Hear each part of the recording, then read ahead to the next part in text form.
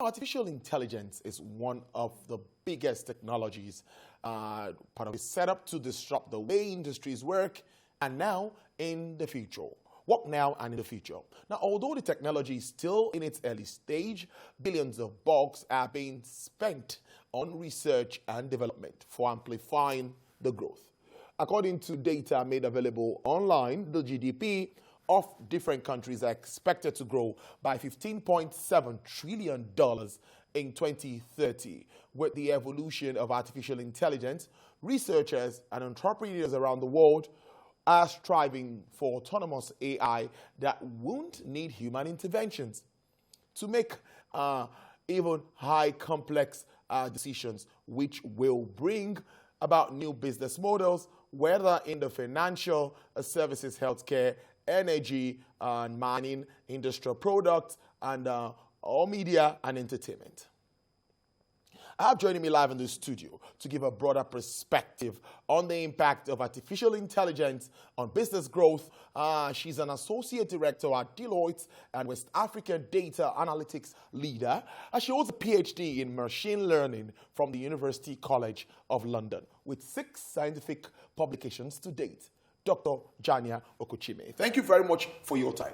Thank you for having me. Really happy to have you in the studio. Recently, artificial intelligence is becoming more and more mainstream. Everybody's talking about it. Now, what's the reason or what's responsible for this? Sure. Yes, artificial intelligence has been around for many decades. So what's the reason why it's becoming more mainstream nowadays? The reason for that simply is data and the explosion of data in that matter, what we call big data. In fact, 90% of the data that exists in the world today was generated in the last 2 years.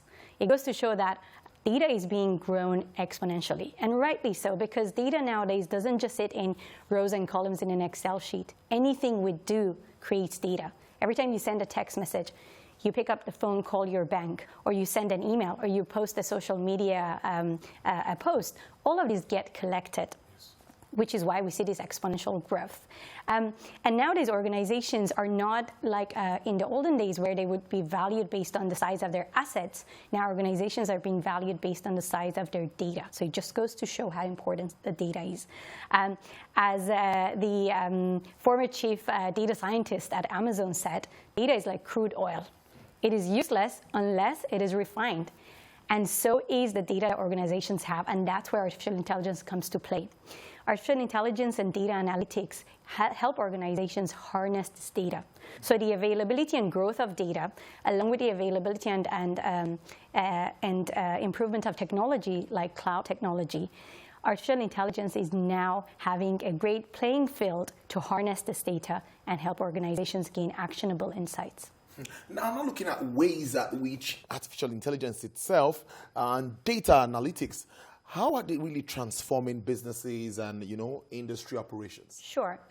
So in a nutshell, we can think of artificial intelligence and data analytics giving the organizations the benefit of the hindsight, which means allowing the organizations to look and learn from the past, give them the value of insight, which is looking at what they already have and how well they are doing, and also the advantages of foresight, which means looking into the future. And how is artificial intelligence doing this? It's doing it in terms of 3 different components, which we can broadly categorize as descriptive data analytics, which is looking at the data that you already have, looking at your organization. What descriptive analytics does, it allows you to bring data from various sources, put them in one place, what we call a single source of truth or the golden record. That way, instead of data sitting in silos, for instance, you have some customer-related data, you have some data about some products that you're selling, about your operations, but them sitting in silo, you're not able to get a full picture. But bringing them together, you can now gain actionable insights. Also, artificial intelligence using machine learning, you're able to analyze past data, large volumes of historic data, look at changes of pattern over time, and see how the results or consequences they've had. And now the algorithms are supposed to learn, and they're able to learn from the past and help you make predictions in the future. So instead of the traditional way of planning, you can actually use real-time data to do forecasts and to do make predictions about, say, the products that you're going to sell, the next operations that you need to prioritize. And that moves us to the prescriptive analytics. So prescriptive analytics is basically where artificial intelligence actually gives you suggestions as to what you can do. So it's combining the previous data, the historic data, with the data that you already have to make it into an action point that you can operationalize going forward. So this gives organizations a great advantage in so many ways. To begin with, it's putting real-time, accurate data that the organizational staff can have access to in a timely manner. So the decisions are now made data-driven and more proactive, as opposed to traditional reactive way of decision-making, giving organizations strategic and performance value and advantage. But not only that, artificial intelligence is also allowing organizations to automate some of their low-risk operations, so that more of that value and effort is now spent on dealing with more complex and more risky issues. Sounds very interesting, but the understanding makes it look like AI and data analytics is just limited to technology companies.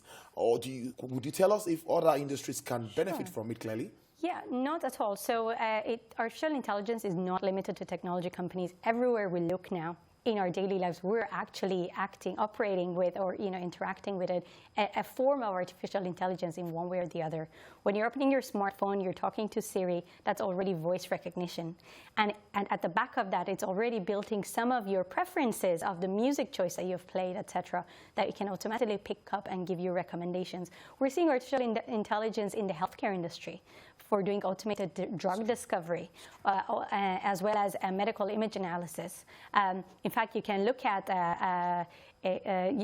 medical images, and in fact, this was actually part of my PhD research, where you can predict whether an image has got cancerous cells or non-cancerous cells. And doctors have to do this day in, day out, lots and lots of them, whereas computers can actually help them. You still bring in the doctors to provide their expert advice. However, artificial intelligence can automate some of these processes. You can see it in media. You can see it in marketing specifically.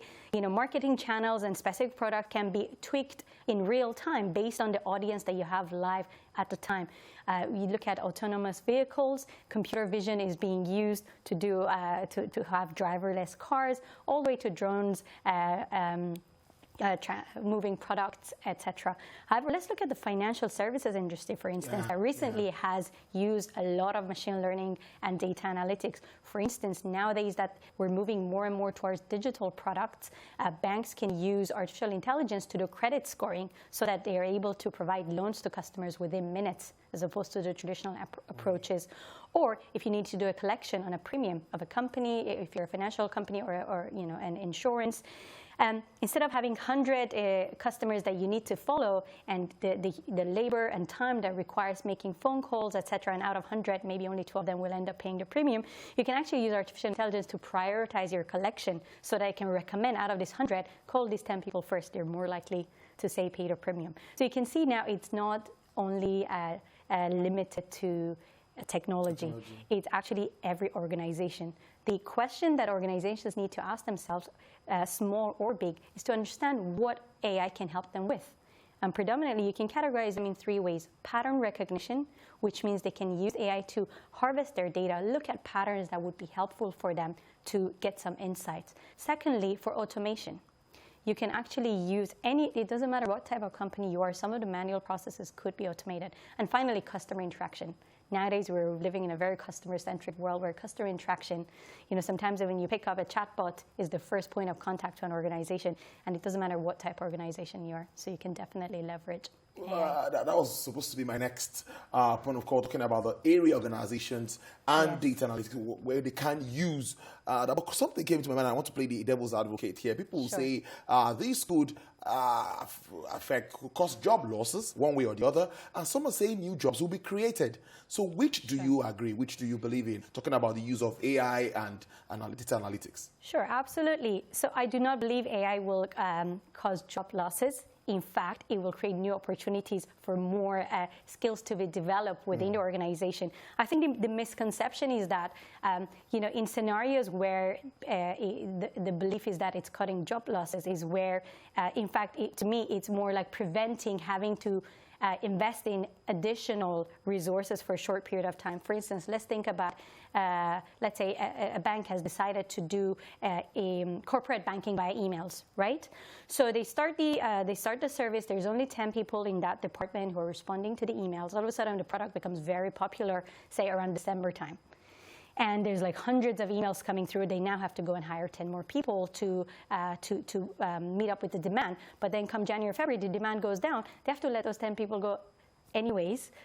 However, what artificial intelligence would allow them to do is to scale them. So within the 10 people, they were actually able to meet the demands of hundreds and hundreds of customers and automatically divide them into different departments. And those 10 people can be hired into those specific departments within the bank that will be now serving the demands. So I believe it's going to actually enable organizations and enable individuals to get their job done more efficiently.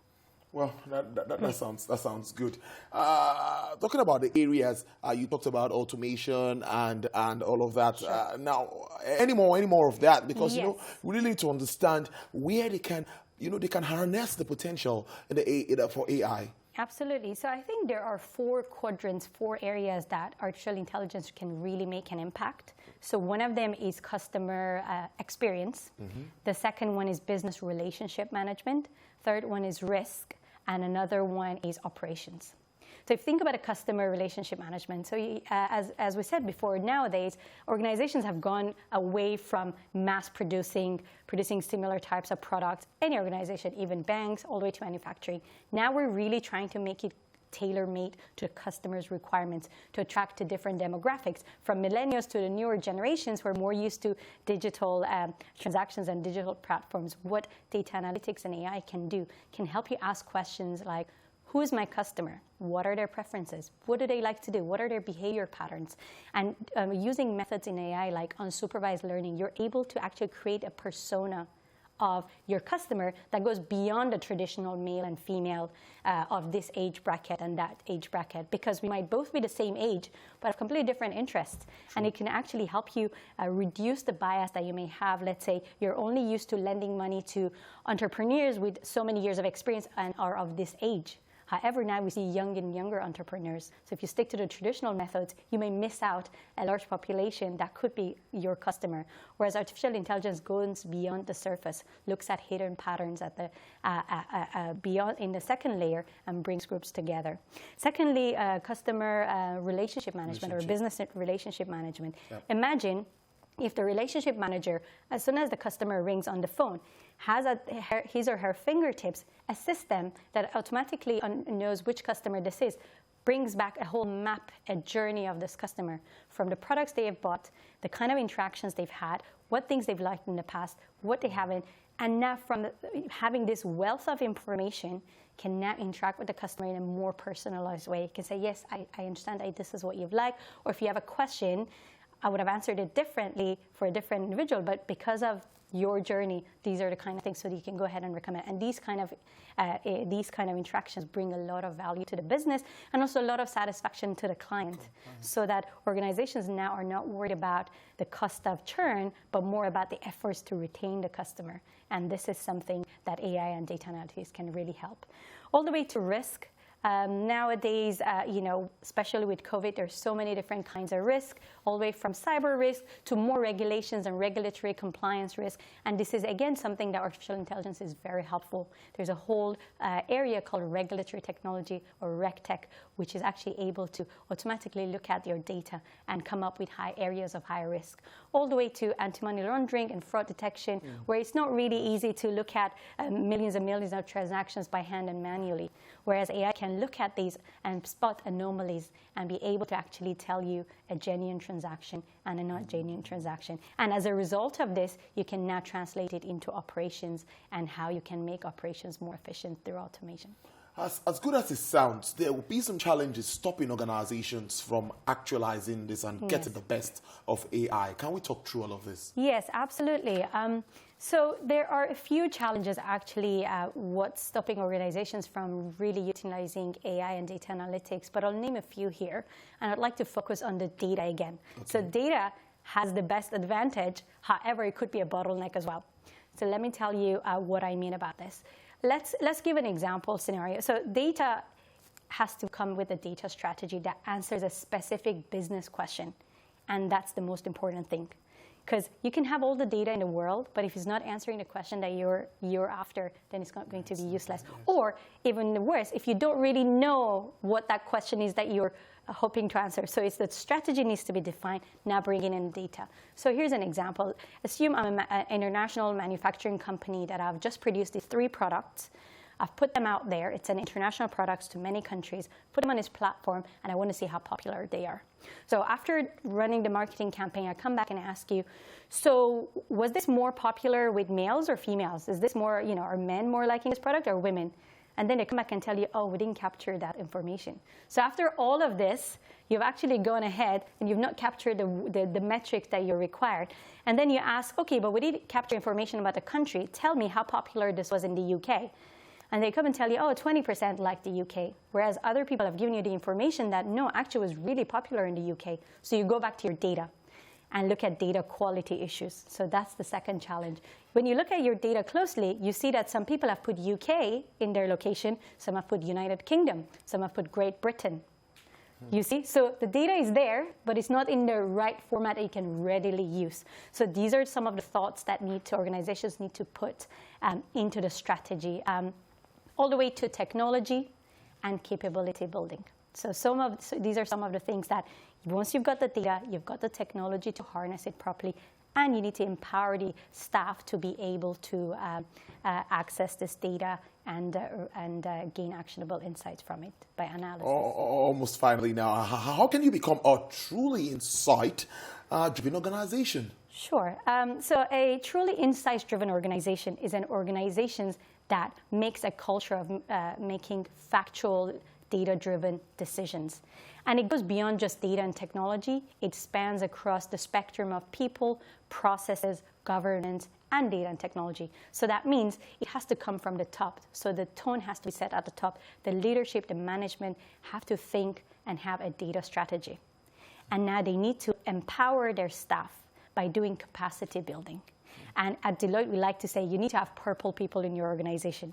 And by purple people, I mean red people who can do the data analysis, data science and technology, but also have people who have the blue skills, which are the more executives, the strategists, the decision makers, and put them together so that you can become a truly insights-driven organization, but knowing what data you need, taking advantage of the data, having the capacity to do so, and then being able to really, truly harness and gain value from your data. Drop a word for Nigeria, technology firms, and of course other industries, how they can just take advantage of all of this. It sounds really good and would increase productivity.